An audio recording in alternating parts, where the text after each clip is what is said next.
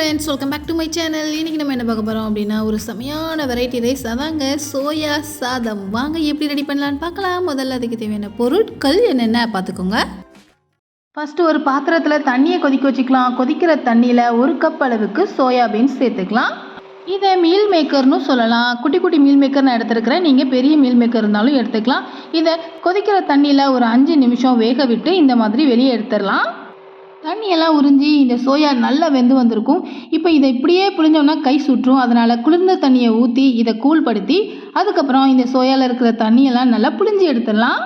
Friends, இப்போ தான் இந்த வீடியோவில் தான் நீங்கள் நம்ம சேனலை பார்க்குறீங்க அப்படின்னா நம்ம சேனலை சப்ஸ்கிரைப் பண்ணிக்கோங்க. பக்கத்தில் இருக்க பெல் ஐக்கானையும் கிளிக் பண்ணிக்கோங்க. ஆல்ரெடி நம்ம சேனலை சப்ஸ்கிரைப் பண்ணியிருந்தீங்கன்னா ரொம்ப ரொம்ப தேங்க்ஸ். சோயாவிலேருந்து தண்ணியெல்லாம் நல்லா புழிஞ்சி எடுத்து இந்த மாதிரி நமக்கு 1 கப்பு சோயா வெந்ததை எடுத்து வச்சுக்கலாம். இதை தனியாக வச்சுட்டு அடுப்பில் ஒரு கடாயை வச்சுக்கலாம். கடாயில் 2 டீஸ்பூன் அளவுக்கு ஆயில் சேர்த்துக்கலாம். அடுத்ததாக 1/4 டீஸ்பூன் அளவு பெருஞ்சீரகம், அதாங்க சோம்பு சேர்த்துக்கலாம். அடுத்ததாக 1 டீஸ்பூன் அளவு கடுகு, 1 குச்சி கருவேப்பிலையை இந்த மாதிரி உருவி சேர்த்துக்கலாம். பெருஞ்சீரகம், கடுகு, கருவேப்பிலை எல்லாம் பொரிஞ்சு வர வரைக்கும் இதை வதக்கி விட்டுக்கலாம்.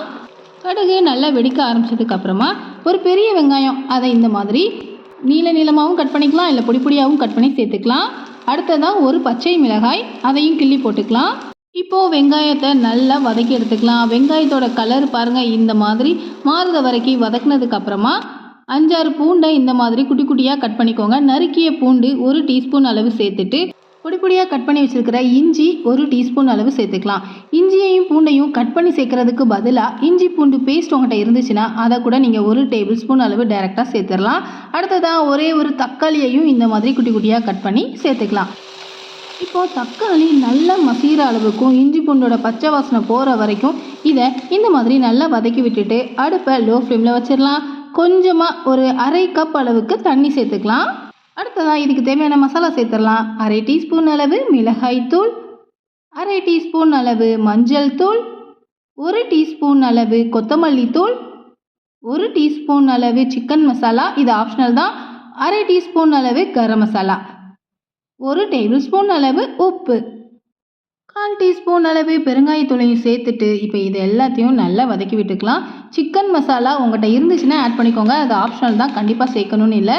இதை லைஸாக வதக்கி விட்டதுக்கு அப்புறமா வேக வச்சு அதோட தண்ணியெல்லாம் புழிஞ்சு வச்சுருக்கிறோம்ல, அந்த சோயாவை சேர்த்துடலாம். இப்போது சோயா அந்த மசாலாவோட நல்ல கோட்டாகிற மாதிரி கிளறி விட்டுட்டு அடுப்பை மீடியம் ஃப்ளேமில் வச்சுட்டு ஒரு மூடியை போட்டு மூடி ஒரு 2 நிமிஷம் வேக விட்டுடலாம்.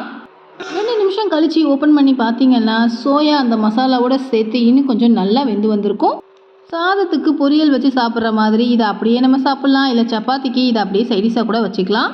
ஆனால் நம்ம இப்போது வெரைட்டி ரைஸ் ரெடி பண்ண போகிறதுனால கொத்தமல்லி இலைகளை ஒரு 2 டேபிள் ஸ்பூன் அளவுக்கு பொடி பொடியாக கட் பண்ணி சேர்த்துக்கலாம். கடைசியாக ரொம்பவும் கொதிக்க சூடாக இல்லாமல் இருக்கிற ஆறுன சாதம் ஒரு 2 கப் அளவுக்கு சேர்த்துக்கலாம்.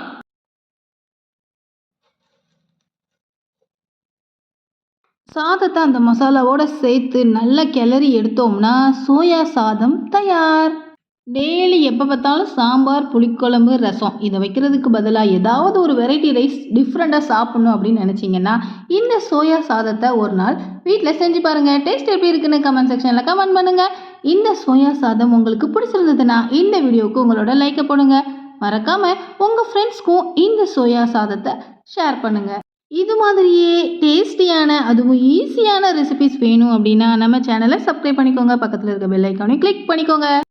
இதே மாதிரி வேறொரு டேஸ்டியான ரெசிபியில் மீண்டும் சந்திக்கலாம். Thank you, bye bye.